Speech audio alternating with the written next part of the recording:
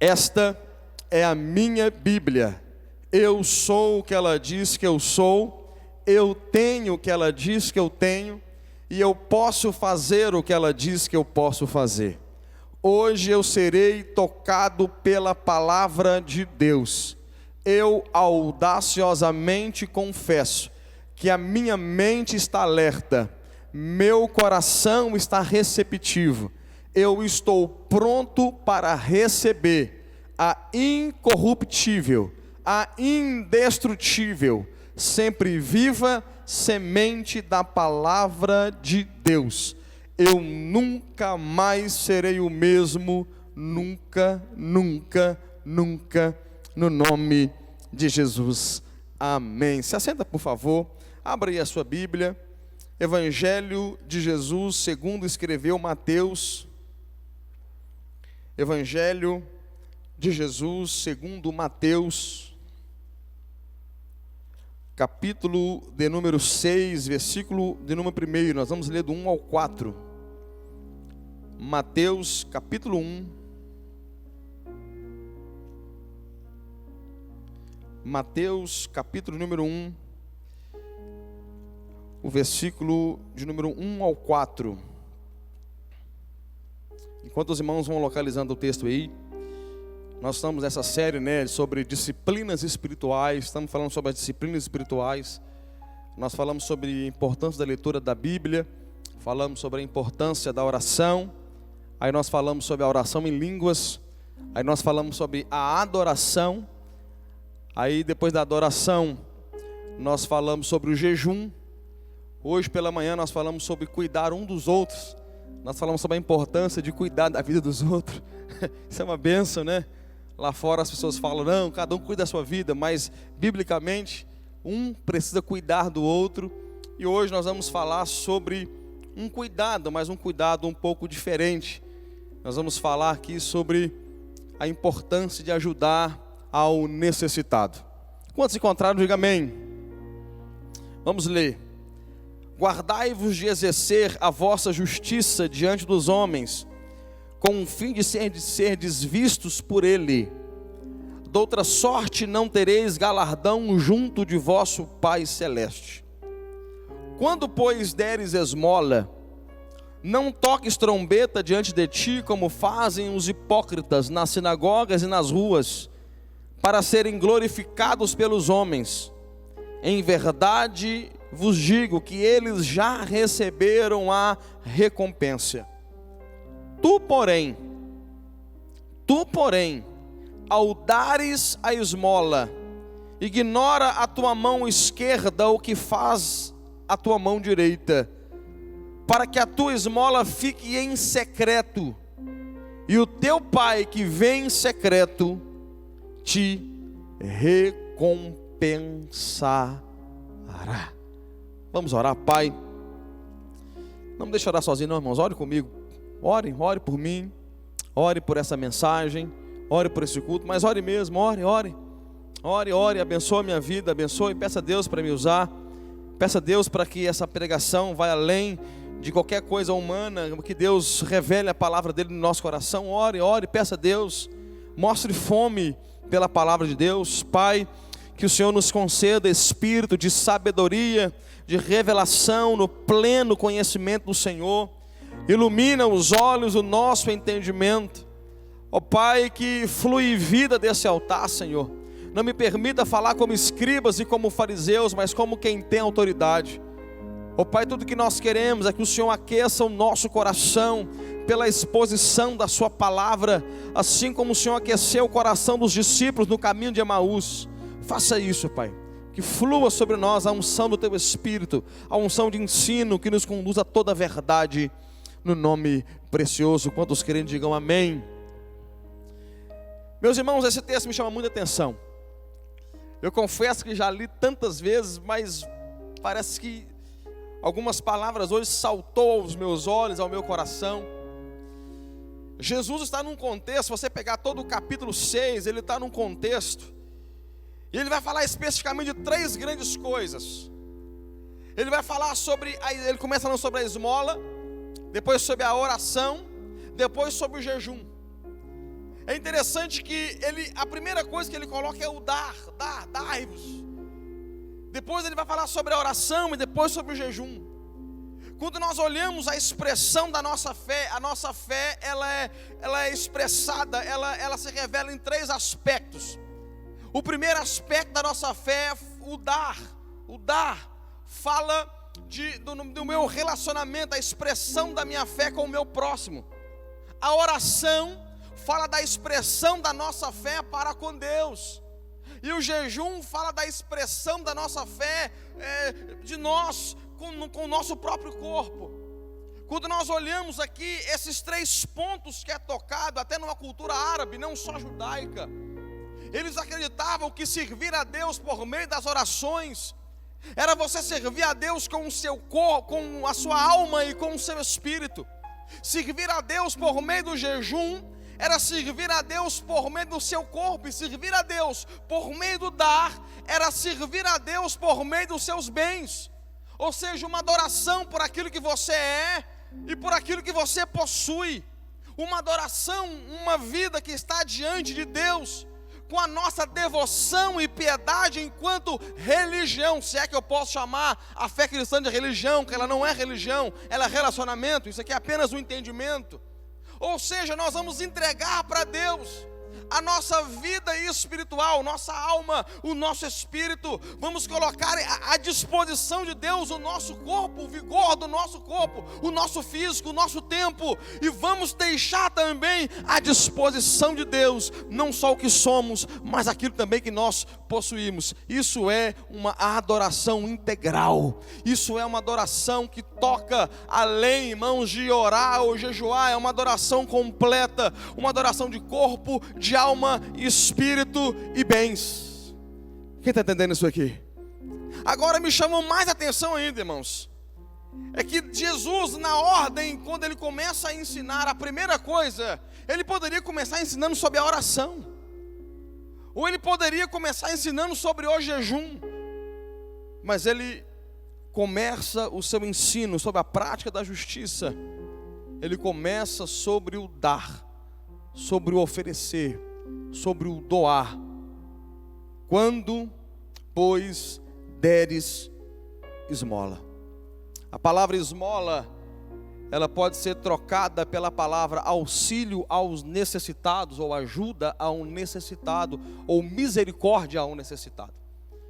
Quando deres esmola.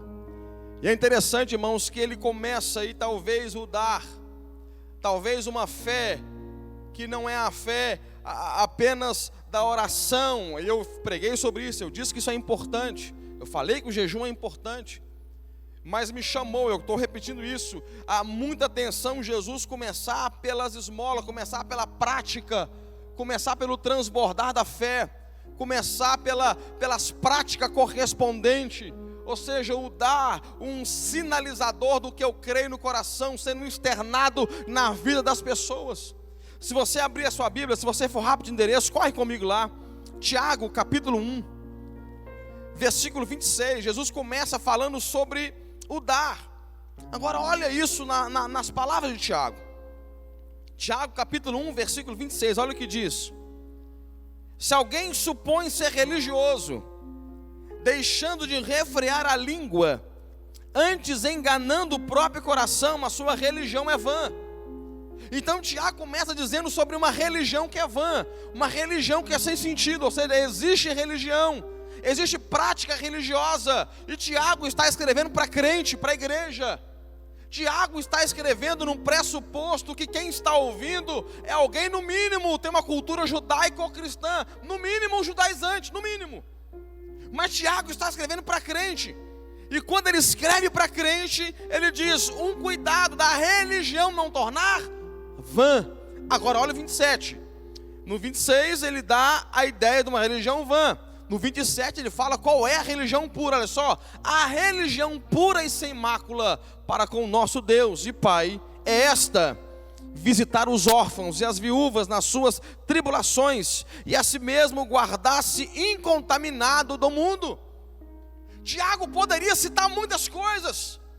Tiago poderia citar e dizer assim: a religião pura é aquela que o homem que ora tantas horas por dia, ou a religião pura é aquela de alguém que jejua o dia inteiro, todos os dias, ou aquela que prega bem, ou aquela que canta. Não, não, não. A Bíblia diz, Tiago vai dizer, a religião pura é aquela que visita os órfãos e as viúvas.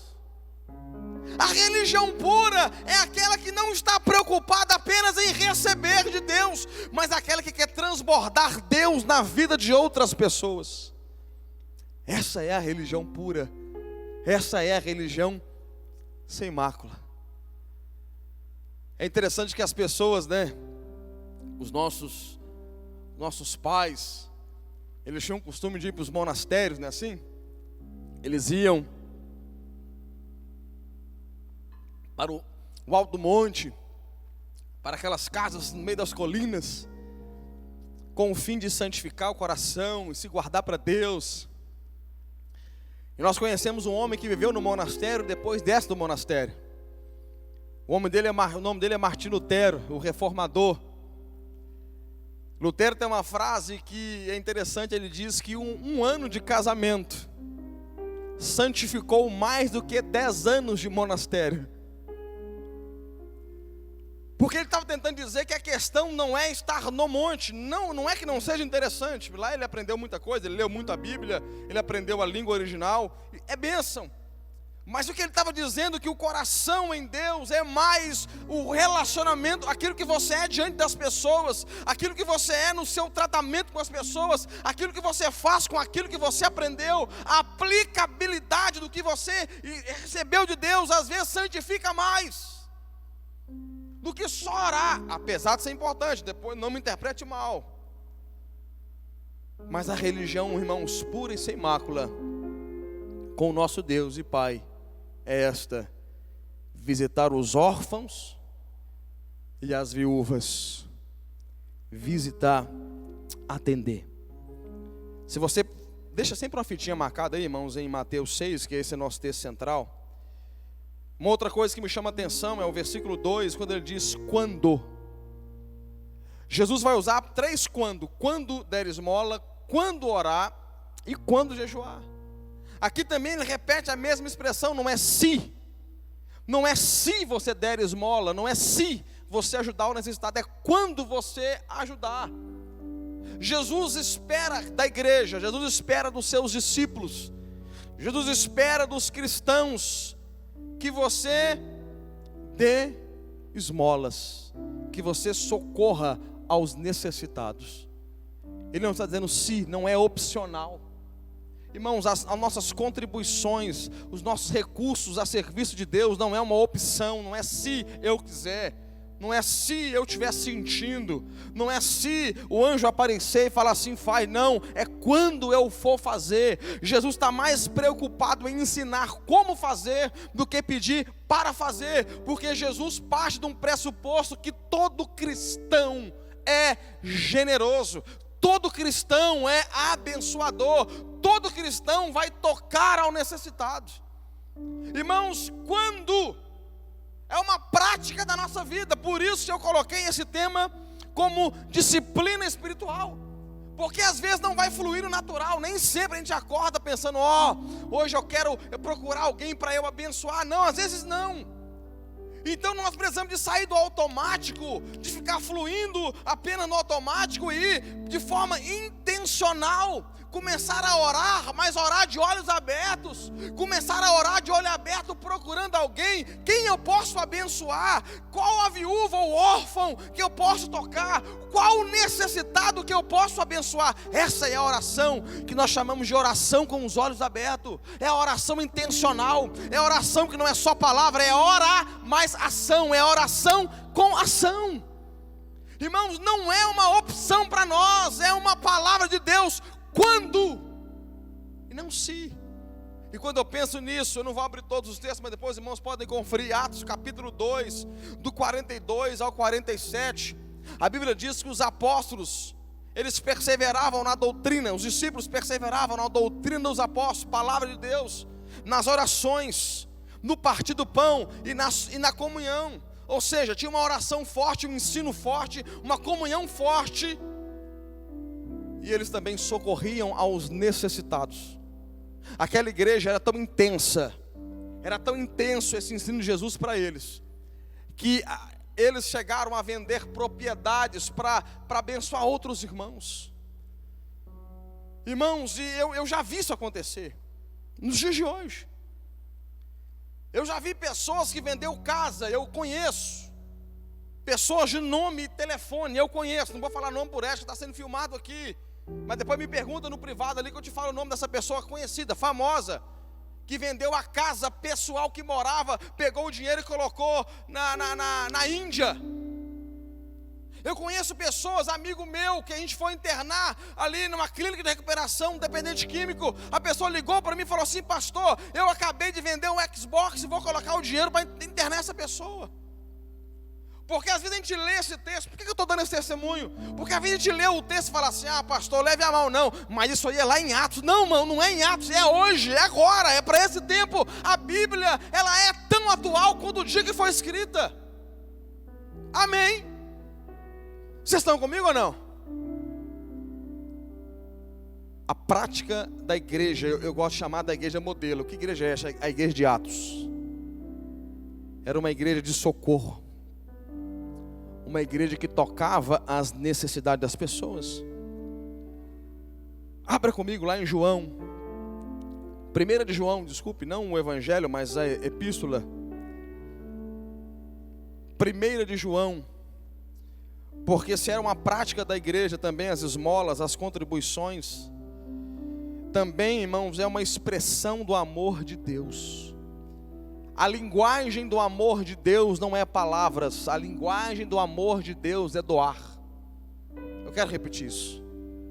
A linguagem do amor de Deus não são palavras, a linguagem do amor de Deus é doação, é doar, é entregar. Estão abertos aí? 1 João 3,16. Nisto conhecemos o amor, que Cristo deu a sua vida por nós, e devemos dar nossa vida pelos irmãos. Deixa eu parar aqui, irmãos. Nisto conhecemos o amor. Onde nós conhecemos o amor? Eu poderia juntar esse texto de 1 João 3,16 com João 3,16. Porque está lá? 1, 2, 3 e... Porque Deus amou o mundo de tal... Para aí. Nisto conhecemos o amor, irmãos. Eu não creio em coincidência. Eu não creio que João 3,16 e 1 João 3,16 foi uma coincidência eles estarem na mesma ordem. Eu não creio nisso. Apesar do texto original não ser separado em versículo e capítulo, eu não creio em coincidência, irmãos. Nisto conhecemos o amor. Onde? Onde eu conheço o amor? Porque Deus amou o mundo de tal maneira que deu o seu Filho unigênito, para que todo aquele que nele crê não pereça, mas tenha vida. Qual é a linguagem do amor de Deus? Dá. Vamos continuar aqui? Ora, versículo 17. Ora, aquele que possuir recursos deste mundo e vir a seu irmão padecer necessidade e fechar-lhe o seu coração, como pode permanecer nele o amor de Deus? Não é uma afirmação não, irmãos, é uma pergunta. Tem aqui uma interrogação. É uma pergunta de Deus para nós. Se alguém que possui recurso deste mundo, quem me ajuda a pregar aqui? O que é recurso desse mundo, irmãos? O que é recurso desse mundo? Por favor. Bem materiais, fala o nome de um para mim aí, alguma coisa, com nome. Por favor. O que é recurso do mundo? Dinheiro, o que mais? O que mais pode ser recurso do mundo? Roupa. O que mais? Oi? Casa. Carro. Tênis, sapato. Estruturas físicas, recursos do mundo. Agora a pergunta é: se alguém que possui recurso do mundo, olha para o necessitado e fecha o coração. A Bíblia está dizendo: como pode permanecer nele o amor de Deus? Porque a linguagem é diferente, entenda, porque Deus amou o mundo de tal maneira que deu. O amor de Deus não é o amor que fala que ama. O amor de Deus é o amor que põe a mão no bolso. O amor de Deus é o amor que abre a carteira. O amor de Deus é o amor que vai no armário e pega o sapato. O amor de Deus é o amor que tira a jaqueta e coloca no outro. O amor de Deus é o amor que dá carona. O amor de Deus é o amor que abre espaço na casa. Esse é o amor de Deus. No último dia, Jesus não vai perguntar para nós qual é o tamanho da minha casa. Ah, minha casa, Deus, tinha piscina. Ah, Deus, na minha casa tinha uma churrasqueira. Deus, linda churrasqueira. Ah, Senhor, no meu carro, Senhor, meu carro, Pai, tinha roda de aro 17 e tinha marca importada. Não, Deus não quer saber, irmãos, o tamanho da casa. Ele quer saber quantas pessoas foram abençoadas por meio dela. Deus não quer saber qual é a marca do carro. Ele quer saber quantas pessoas foram abençoadas por meio dele. Deus não quer saber que marca de roupa a gente está usando. Deus quer saber quais pessoas nós nos vestimos. Isso é o cristianismo, irmãos. Essa é a linguagem do amor de Deus. Versículo 18: filhinhos, vírgula, não amemos de palavra nem de língua, mas de fato e de verdade. Não amemos de palavra. Coraçãozinho. Coraçãozinho. Tamo junto no WhatsApp, tamo junto. E aí, mano? Fechou. Aí vê o irmão passando dificuldade, tem como resolver e fala assim: irmão, vou orar por você, irmão, para com isso. Isso não é a nossa fé. Isso não é a nossa fé.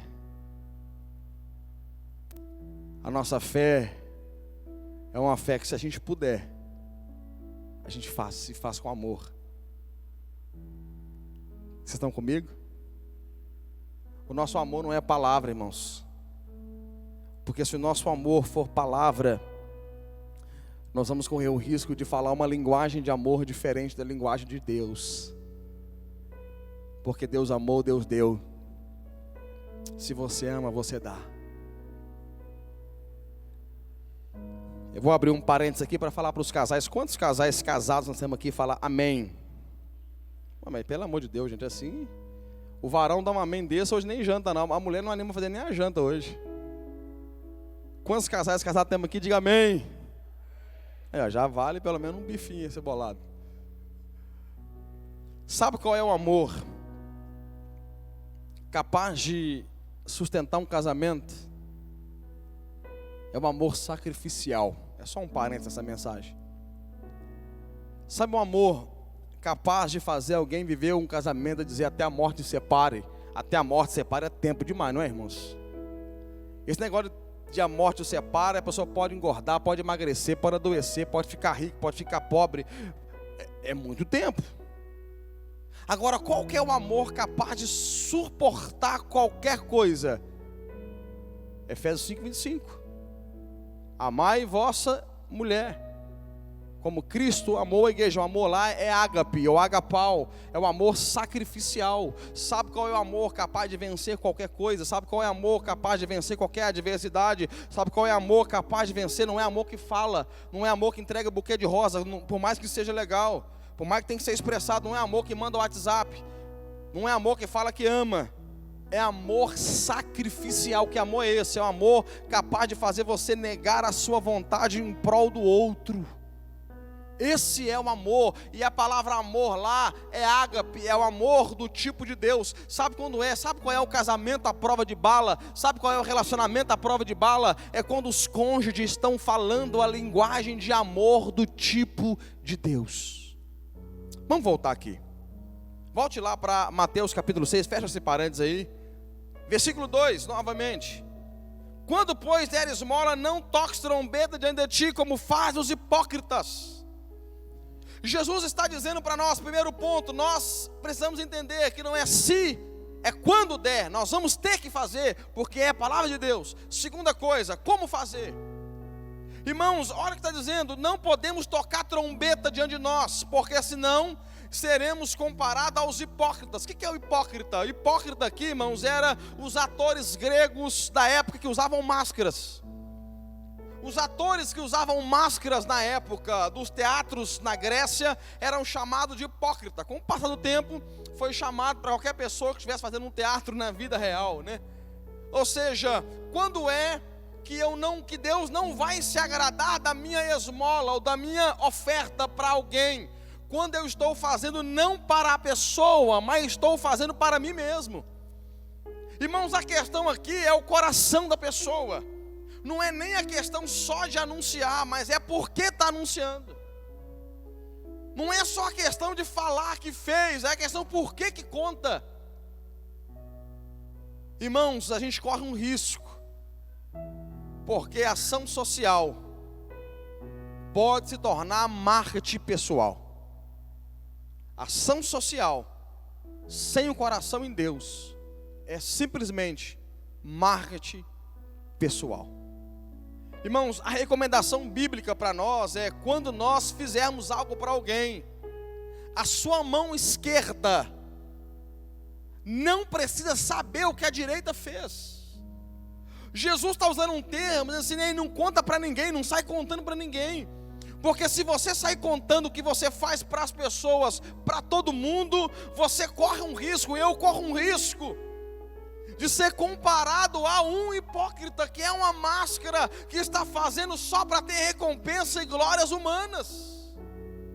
Irmãos, recebe essa palavra com amor. A pior coisa que tem é alguém que ajuda o próximo e sai contando para todo mundo. A pior coisa que tem é alguém que ajuda e fica lançando no rosto. A pior coisa que tem é alguém que ajuda e fala, tá vendo lá, tá fazendo tal coisa porque eu que pago. Irmãos, não! Não! Se a gente está ajudando alguém, Deus nos deu condição de ajudar alguém, irmãos, guarda para você. E se você for ter que contar para inspirar outras pessoas, consulte o seu coração, se o seu coração não quer fazer marketing. Vocês estão comigo? Quando, pois, deres esmolas, faça em secreto. Por que em secreto? Fala comigo assim, o meu pai. Fala assim, meu pai vê em secreto. Que legal, irmãos. Que legal. Você poder ajudar alguém, e em vez da glória vir para você, em vez de tocar trombeta para você, as pessoas tocarem trombeta para Deus. Aleluia. Que tremendo, irmãos. Agora, por que eu não posso? Primeira coisa, eu preciso fazer. Segunda coisa, eu preciso fazer direito, preciso fazer do jeito que Deus quer. Não é para mim, é para Ele, não é para minha glória, é para a glória dEle. Terceiro lugar, olha só, versículo 4, a gente termina. E quando um pastor fala que está terminando, irmão, você pode preparar para ele mais 1 hora de pregação. Pastor, quando fala assim, 5 estou terminando, ele termina na 6ª. Então esse foi só o primeiro, estou terminando, gente. Versículo 4. Para que a tua esmola fique em secreto, e teu pai que vem em secreto, o que está aí, gente? Recompensará. Cara, que legal. Que parte boa. Ou seja, eu preciso fazer, porque não é opção minha, não é opção sua, nós precisamos fazer. Cristão, faz isso. Eu preciso fazer do jeito certo, não é para mim, é para Ele. E quando a gente faz para Ele, a gente faz para quem não merece. Amém? Amém? Nem todo mundo vai merecer a sua ajuda. Amém? Agora a última coisa, a gente para. Recompensa, fala assim, recompensa. Irmãos, Deus tem uma recompensa para nós. Aleluia. Quando você pega essa palavra recompensa, A palavra recompensa aqui, irmãos, ela fala de várias coisas. Você colocar lá no dicionário, no Strong, por exemplo, dicionário grego, você vai ver vários adjetivos para a palavra recompensa. Eu separei algumas: salário, retribuição. Quando você faz para um necessitado, a Bíblia diz que Deus vai te dar uma retribuição. Só aí já me motiva a fazer. Recompensa. Pastor, recompensa, pastor, você está preocupado com isso? Estou, irmãos. Estou. Porque se não fosse para estar, não precisava estar na Bíblia. Se está na Bíblia, eu quero, eu tenho direito. Recompensa, estou fazendo para Deus, a gente faz para Deus. A recompensa do homem, ela tem que ser desprezada. O aplauso do homem tem que ser desprezado. A glória humana tem que ser desprezada. Mas a recompensa que é de Deus, nós precisamos nos agarrar nela, irmãos, e não soltar. Porque ela é direito. Agora me chama a atenção ainda mais: salário, retribuição, débito. Essa palavra, irmãos, mexeu com o meu sentimento. Porque eu fiquei assim: débito? Como assim débito? Eu fiquei pensando: débito. O pai que vem em secreto, aí débito. Mas onde encaixa a palavra débito? Aí saltou os meus olhos, irmãos. Provérbios 19, versículo 17. Porque Provérbios, capítulo 19, versículo 17, diz assim: Provérbios 19, 17: quem se compadece do pobre, ao Senhor empresta. Quem se compadece do pobre, ao Senhor empresta, e esse lhe paga o seu benefício. Aí eu comecei a entender a palavra débito. Mas eu gostei ainda mais, irmãos, desse versículo na Bíblia Viva. Porque a Bíblia Viva fala assim, o final: Deus pagará o empréstimo com juros. A Bíblia NVI coloca: Ele te recompensará. Irmãos, entenda isso. Quando você pega o seu recurso e você atende a necessidade do pobre, do necessitado, do órfão e da viúva, é como se Deus tivesse uma dívida com você. Põe amor nas minhas palavras. É como se Deus tivesse: eu vou ter que pagar ele. O pobre não pode pagá-lo, o necessitado não pode pagá-lo. Eu assumo essa dívida. Você tem uma dívida comigo e eu vou pagar essa dívida. Aleluia. Irmãos, quem abençoa ao necessitado está emprestando dinheiro para... Irmãos, isso aqui é muito forte. A igreja de Cristo tem o poder de emprestar dinheiro para o dono do ouro e da prata. Aqui parece algo meio paradoxal. Os paradoxos de Deus. Deus, dono de tudo. Deus, dono do céu e da terra. Deus, dono de tudo. Mas sabe qual é a linguagem do amor de Deus? É assim: eu, como Deus, quero suprir o órfão e a viúva. Eu quero suprir o necessitado. E eu encontrei você para fazer isso em meu nome. Aleluia. Aleluia. Recompensa. Irmãos, eu queria destacar duas recompensas para a gente terminar.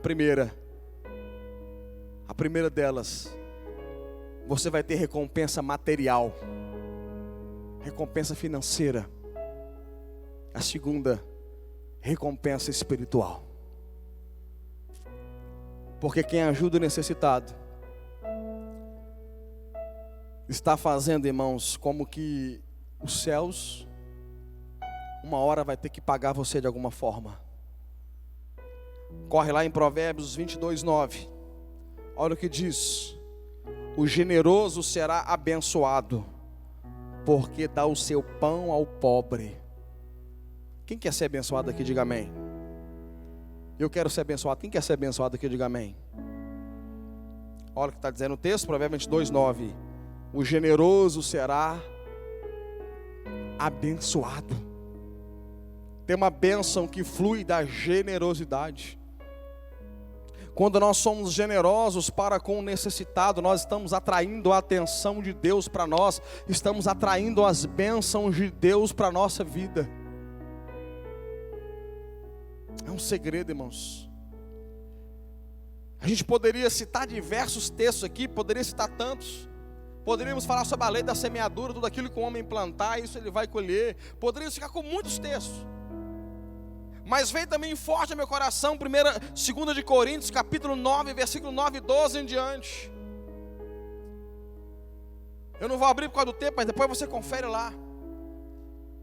A Bíblia diz que Deus, aquele que dá semente ao que semeia e pão para alimento. O que Deus vai fazer então? Vai multiplicar a sementeira. Por que Deus vai multiplicar a sementeira, irmãos? Você está semeando, e Deus vai multiplicar o quê? Sementeira. O que é sementeira? O lugar de colocar semente. Receba essa palavra no teu coração, que é algo profético. Quanto mais você semeia, mais condição de semear você vai ter. A Bíblia diz: distribuiu, deu aos pobres, e a sua justiça permanece para sempre. Ora, quem semeia, no momento de semear, você pode ter a falsa sensação: poxa, eu precisava daquele recurso. Mas quem vive isso na prática vai saber: quanto mais você faz, mais você tem para fazer. Quanto mais você faz, mais você tem para fazer. Quanto mais você planta, mais você pode plantar. Quanto mais você planta, mais você pode plantar. Quanto mais você abençoa, mais você é abençoado. E escuta isso aqui, irmãos, a lei da semeadura. Quando você semeia uma semente, ela volta multiplicada. Quem aqui já plantou aqui alguma vez? Plantou, literalmente, plantou. O que você plantou? Fala aí para mim. Oi? Soja. Quem plantou outra coisa? Plantou alguma coisa? Milho, soja. Como que funciona a plantação, irmãos? Como que funciona isso na prática? Me ajuda aí, por favor. Vamos supor que eu peguei a soja ou o milho, eu abri uma cova, eu coloquei ali, não sei se é uma, se é duas, se é três, coloquei ali, fechei e reguei. De repente, deixa eu falar o milho, que eu já vi pelo menos um pezinho assim, mas a soja eu não conheço tanto. Cresceu ali. Aí devolve para mim três milhozinhos. É isso?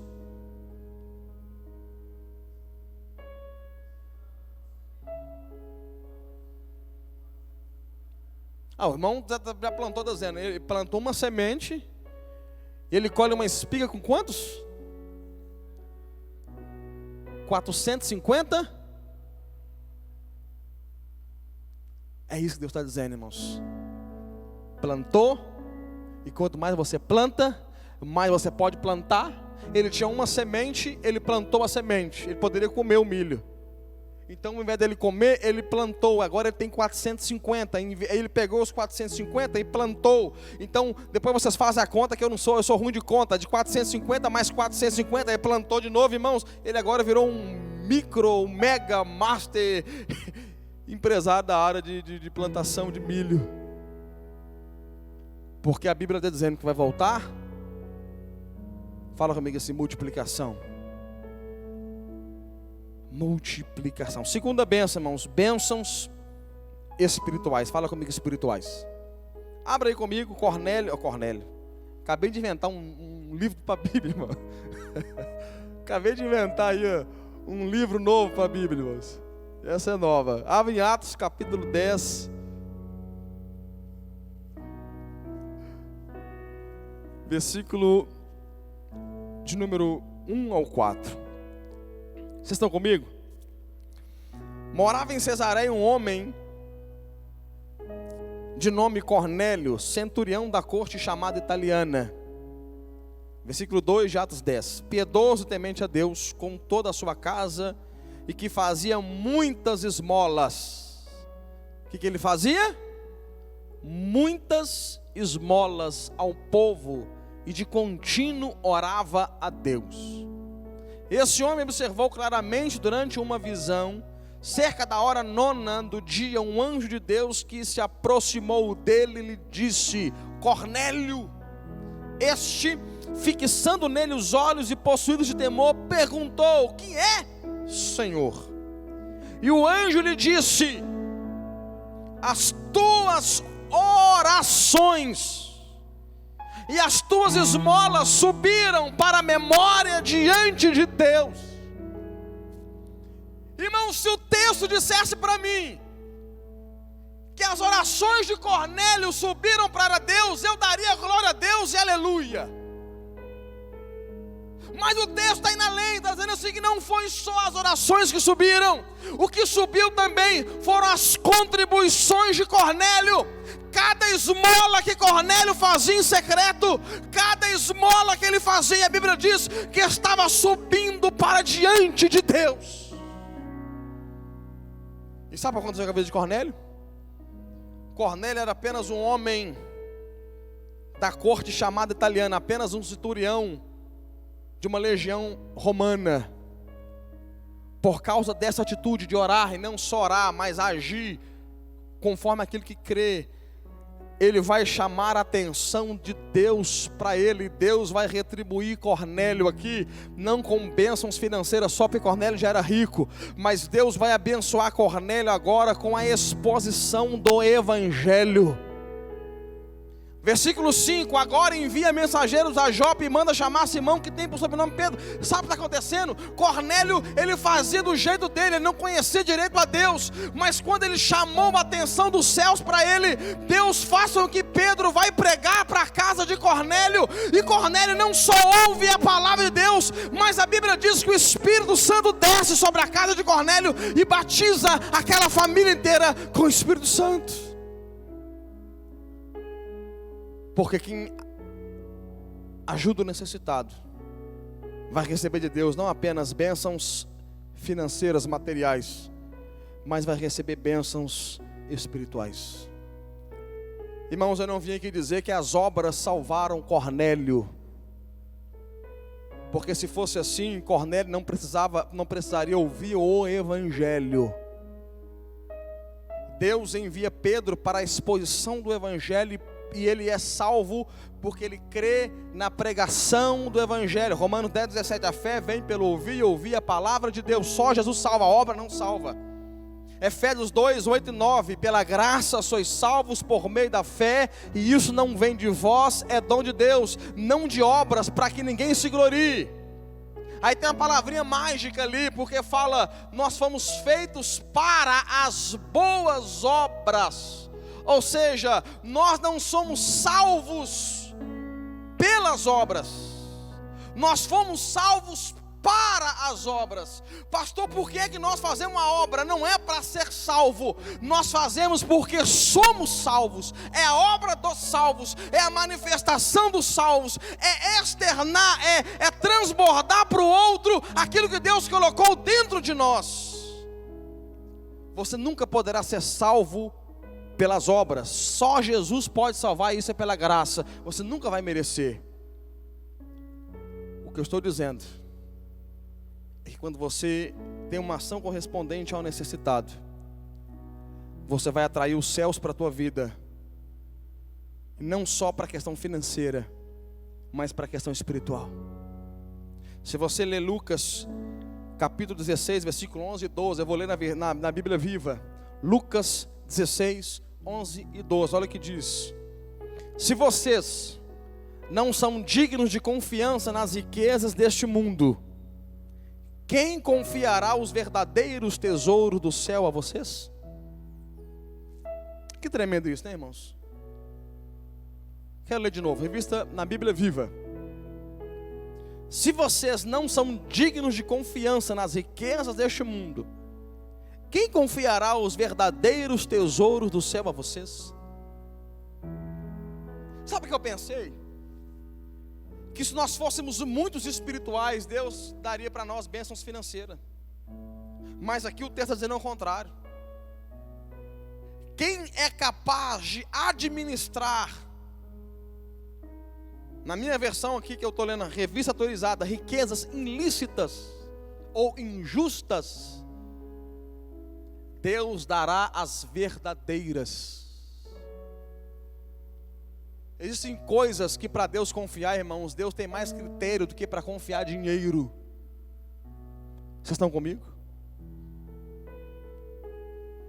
Se você mostra um coração para Deus. E se você pegar o contexto de Lucas 16, está falando que quem é fiel no pouco é fiel no muito. Quem é fiel no muito, entenda isso, é fiel no pouco. Se nós formos fiéis a Deus, naquilo que Ele confia em nós, materialmente falando, Deus nos confiará bênçãos espirituais, dons. Assim como o dinheiro nunca é só para nós, Ele abençoa a gente, mas o dinheiro que não transborda para o outro não é dinheiro para Deus, não é dinheiro para o reino, não é expressão de generosidade, é expressão de avareza. Um dia alguém falou assim, pastor, falou para o Luciano Subirá, falou assim, pastor, eu não quero ter muito não, pastor, eu quero ter só para comer todo dia. E parecia até bonito o negócio. Só que quem só tem para comer nunca vai transbordar, nunca vai acudir ninguém. Vocês estão comigo? Agora, se nós, irmãos, entendemos o princípio de Deus, e se a gente recebe de Deus aquilo, fala, Pai, confia em mim, confia que eu vou administrar para o Senhor, para o teu reino, o que o Senhor quer que eu faça, Deus vai começar a acrescentar cada vez mais bênçãos financeiras, e não só financeira, mas bênçãos espirituais. Deus tem dom para você, diga amém por isso. Deus quer derramar dons espirituais, bênçãos espirituais. Deus quer usar você muito nessa terra, mas entenda, Deus quer um coração confiável. Aleluia. Se vocês não forem dignos de confiança nas riquezas desse mundo, quem confiará os verdadeiros tesouros do céu a vocês? Irmãos, existe um caminho de Deus para nós fazer aquilo que Deus faria. Se eu fizer uma pergunta para você, quem te deu o que você tem? Quem te deu o que você tem?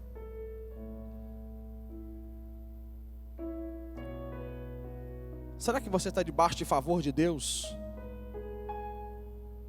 Será que aquilo que você tem ou terá, já teve, será que foi Deus que deu para você? Será que vale para você uma palavra que é uma máxima na Bíblia que diz que o homem não pode ter coisa alguma se do céu não lhe for dado? A parábola dos talentos ali, a gente fala que talento é dom, né? Não, fulano tem um talento legal, ele canta bem, mas talento ali é dinheiro. Jesus confiou para uns menos e para outros mais, segundo a capacidade. Mas ambos teriam que multiplicar e administrar para o reino, não para si. Será que o que Deus deu para você, foi Ele que deu, ou foi você que conquistou sozinho? Será que nós temos fé para pegar, irmãos, entenda, eu não vou recolher oferta no final do culto, pode ficar sossegado. Eu não vou passar envelope aqui, irmãos, entenda bem o que eu estou pregando aqui. Essa mensagem, irmãos, não é para aumentar a contribuição da igreja, não. É para você pegar os seus recursos e tocar o pobre que está lá fora, o necessitado está lá fora, alguns que estão aqui dentro também, entenda isso.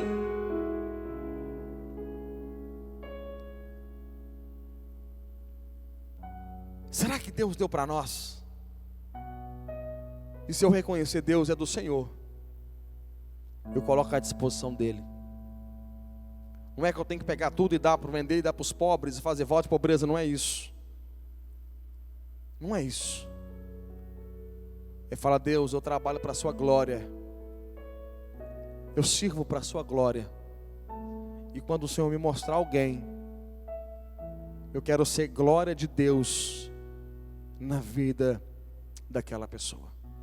Vamos colocar em pé, isso é disciplina espiritual. Vocês receberam essa palavra no seu coração? Essa é uma pregação, irmãos, para depois do culto. Se você aplicar essa palavra no seu coração, não ser apenas ouvinte, mas praticante, você vai viver coisas extraordinárias na presença de Deus. Daqui a um tempo eu vou ver você melhor do que você está hoje financeiramente. Quem recebe essa palavra? Eu vou ver você melhor do que você está hoje espiritualmente. 3 de João.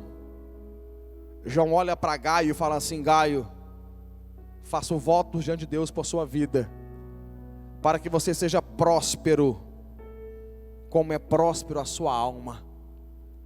Deus tem prosperidade para a tua vida, diga amém, financeiramente. E Deus tem prosperidade para você espiritualmente. A sua vida será um equilíbrio entre bênçãos espirituais e bênçãos materiais. Bênçãos espirituais e bênçãos materiais.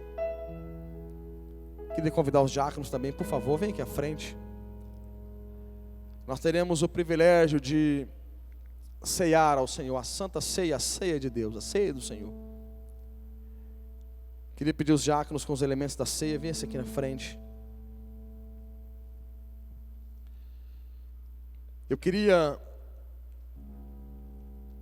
ler um último texto, você não precisa abrir, pode ficar em pé, nós vamos entregar os elementos da ceia.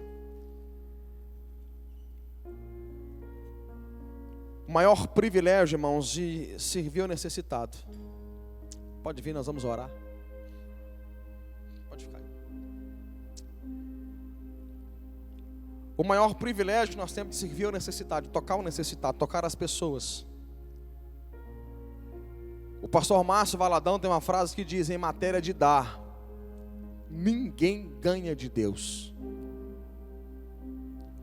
Quando nós estamos servindo ao próximo, nós estamos assemelhando o nosso coração ao coração de Deus.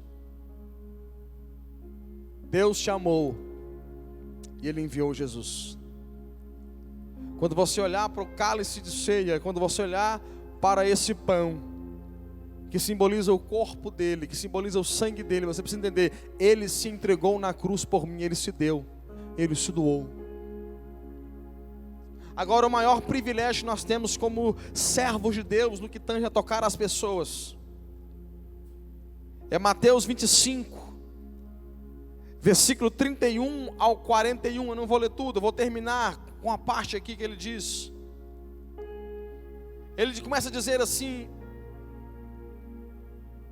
eu fui nu e vocês me vestiram. Eu tive sede e vocês me deram de beber. Eu tive fome e me deste de comer. Eu estava preso e vocês foram me visitar. E alguém pergunta: Senhor, quando é que você estava com sede? Quando é que o Senhor estava com fome? Ou nu? Ou quando é que vocês estavam presos? E Jesus disse: quando vocês fizeram a um desses pequeninos, vocês fizeram para mim. Toda vez que você tocar um necessitado, entenda, você está tocando o próprio Jesus. Toda vez que você deixar de tocar o necessitado, você está perdendo a oportunidade de tocar o próprio Jesus. Eu vou pedir aos diáconos que distribuam os elementos da ceia, enquanto nós vamos estar adorando a Deus. E quando você receber esses elementos da ceia, pegue pensando: Jesus morreu por mim, Deus entregou o Filho por mim.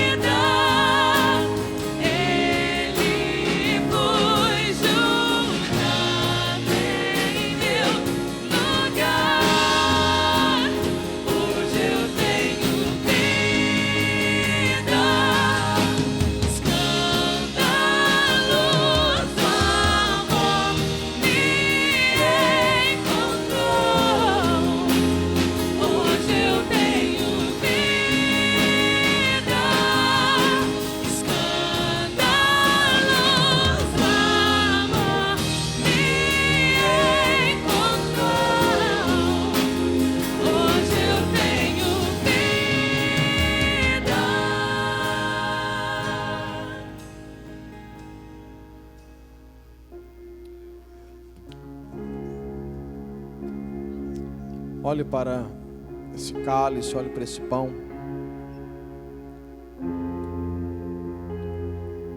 Deus se entregou, Jesus se entregou por nós. Como diz o pastor Márcio, em matéria de dar, ninguém ganha de Deus.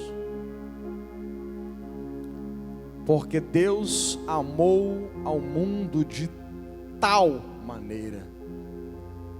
Qual palavra para colocar no tal? Nem a Bíblia foi capaz de mencionar, de mensurar o tamanho do amor de Deus, o nosso Pai, quando entregou Jesus. Eu não sei se você já parou para pensar, eu não lembro se já falei isso aqui, mas às vezes até o português falha algumas palavras. Por exemplo, se o filho perde o pai, ele fica órfão. Se o cônjuge perde um ao outro, fica viúvo ou viúva. Mas qual a palavra que se dá para o pai que perdeu um filho? Que palavra que a gente usa no português para um pai que perde um filho? O filho que perde o pai é órfão. O cônjuge que perde um ao outro é viúvo ou viúva. Qual palavra a gente usa para dimensionar a dor de um pai que perdeu o filho? Que palavra coloca? Desculpe-me, mas eu não sei dizer. Não sei se tem. Talvez seja uma dor que não dá para expressar em palavras. Deus está dizendo assim para você: porque eu te amei de tal maneira,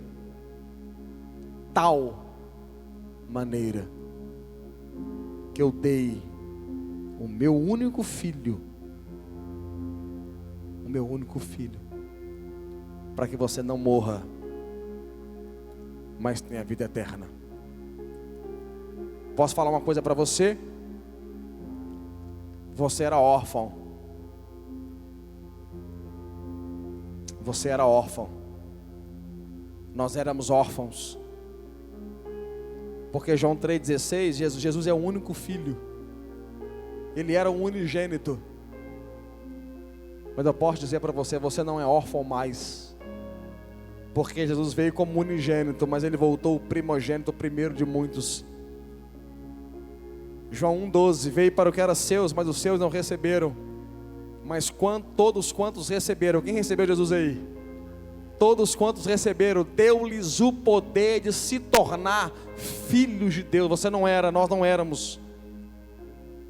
Nós nos tornamos filhos por adoção, herdeiros da mesma herança de Jesus.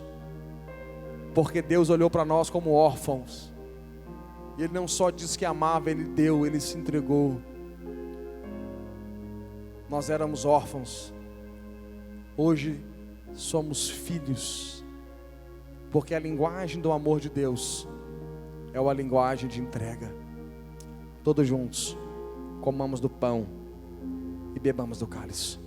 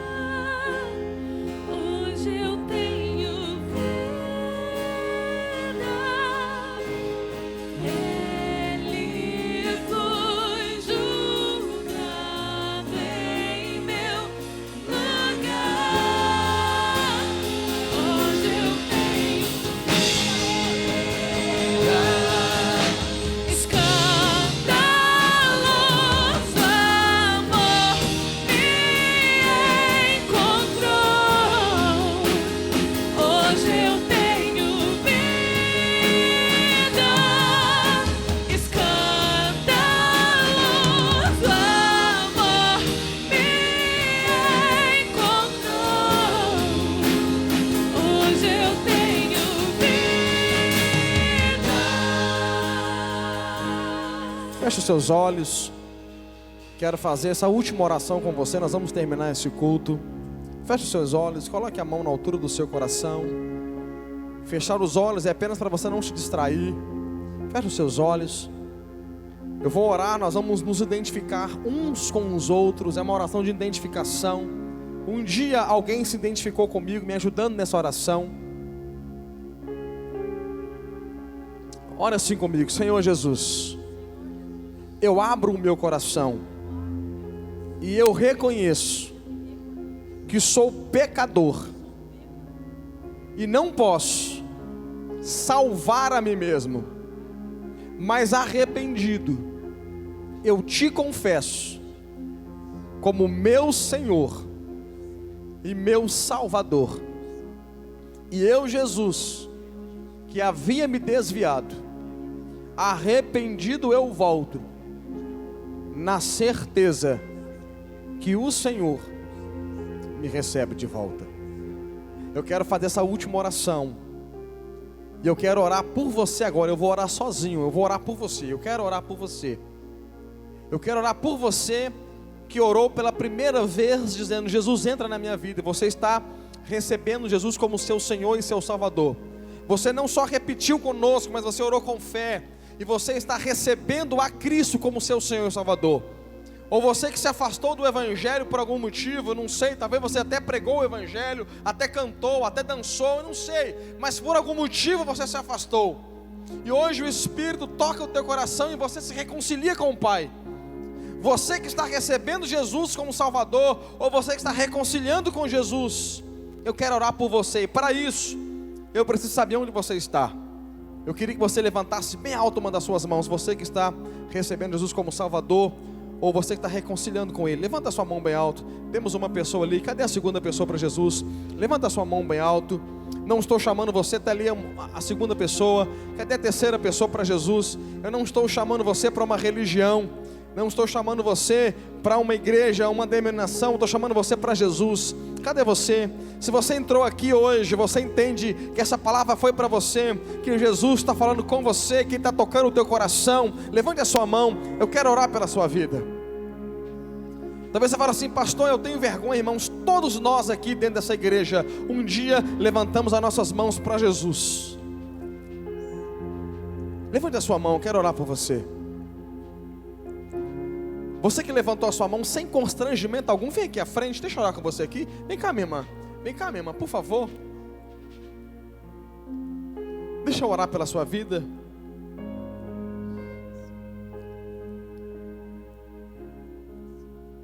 Pode ficar aqui à minha direita, por gentileza. De repente você não levantou a sua mão. Você não levantou a sua mão, mas você entende que o seu lugar não é aí, o seu lugar é aqui. Pode vir cá, irmã, por favor, pode ficar. E você quer tomar essa decisão para a tua vida.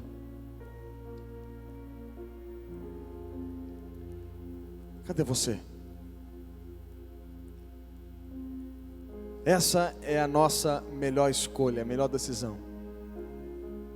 O dia que nós rendemos o nosso coração para Deus. O dia que nós rendemos o nosso coração para Jesus. Estenda suas mãos para cá, vamos orar por elas. Estenda e abençoe. Pai, em nome de Jesus. Ó Deus, nós como igreja abençoamos as tuas filhas com toda sorte de bênçãos espirituais nas regiões celestiais em Cristo. Que os sonhos que o Senhor tem para elas possam se cumprir. A tua palavra diz que a vontade do Senhor ela é boa, ela é perfeita e ela é agradável. A tua palavra diz que o Senhor nos tirou do império das trevas e nos transportou para o reino do seu Filho amado. Ó Pai, que elas nunca se desviem da tua presença, que elas vivam o melhor que o Senhor tem, que o Senhor possa colocar ao lado delas pessoas que vão ser suportes espirituais. Ó Pai, no nome de Jesus Cristo, no nome de Jesus Cristo. Pai, nós oramos também por esse irmão. Ó Deus, que ele viva os sonhos que o Senhor tem para ele, que ele viva, ó Pai, a vontade que o Senhor tem para ele, Pai. Ó Pai, que eles sejam um testemunho vivo da sua glória e do seu poder. No nome de Jesus. Olha para mim vocês três aqui, por favor. A palavra de Deus diz em Lucas capítulo 15, que quando o filho voltou para casa, o pai fez uma festa. E eu posso afirmar que os céus estão fazendo festa por causa de vocês. Vocês são importantes para Deus. Há uma festa no céu, os anjos de Deus fazendo uma festa por causa de vocês. E se os céus estão fazendo festa, nós aqui em Lagoinha queremos também fazer uma grande festa para receber vocês. E por isso, eu vou contar de 1 até 3. E no 3, vocês vão virar, cuidado com o degrau para não cair. Vocês vão virar para conhecer essa nova família. Amém?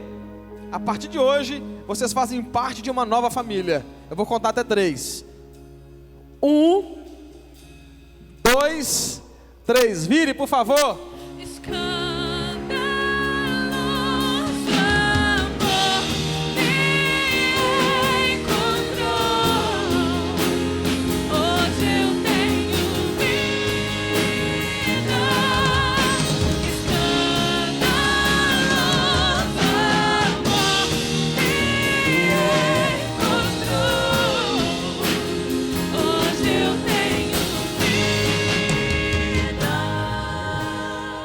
Bem-vindos à família de Deus. Deus abençoe. Deus abençoe. Nós queremos pegar o nome de vocês. Vai ter uma diaconisa ali, a Elisa, o Zé, vai estar ali, vai pegar o nome de vocês, vai orar com vocês. Glória a Deus. Vamos embora, irmãos. Amanhã, quantos homens temos aqui? Quantos homens? Quantos homens? Dá um glória a Deus em homens, voz de homem aí. Aí, amanhã às 20 horas temos aqui um culto de homens. Era nas casas, agora nós estamos fazendo na igreja, né? Dá para fazer um espaço melhor. O culto de homens aqui às 20 horas, uma bênção. Terça-feira, 20 horas, temos o culto. Estamos com uma série de mensagens, os heróis da fé. Sábado, 20 horas, o culto dos jovens. E domingo, às 10 da manhã. Domingo que vem, às 10 da manhã, é culto de ceia. Se você conhece alguém que não veio à noite e não tomou a ceia por isso, domingo que vem, no culto das 10, é o culto da ceia.